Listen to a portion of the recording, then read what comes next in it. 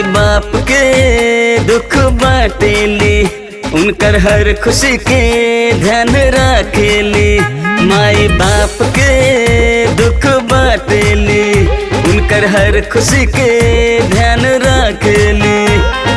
भले बेटा ना हो कौनो गम नइखे, बेटी बेटा से कम नइखे, बेटी बेटा से कम नइखे, बेटी बेटा से कम नइखे, बेटी बेटा से कम नइखे।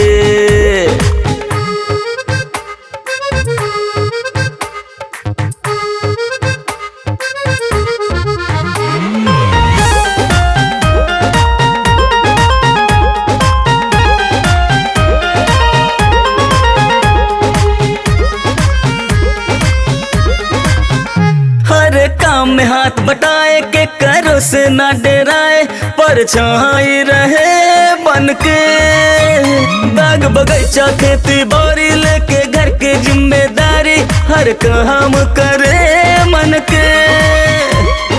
बिन बेटी खुशहाल हंगान नहीं खे, बेटी बेटा से कम नहीं खे, बेटी बेटा से कम नहीं खे, बेटी बेटा से कम नहीं खे, बेटी बेटा से कम नहीं खे।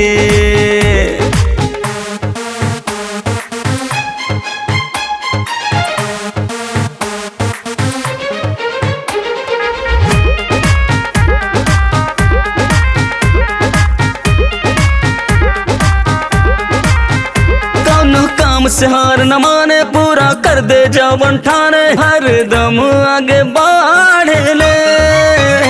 उतक कदम से कदम मिला के, हर मुश्किल से टकरा के हिम्मत से बढ़े ले। बेटी के प्यार से बढ़िया मर हम नहीं खे, बेटी बेटा से कम नहीं खे, बेटी बेटा से कम नहीं खे, बेटी बेटा से कम नहीं खे, बेटी बेटा से कम नहीं खे।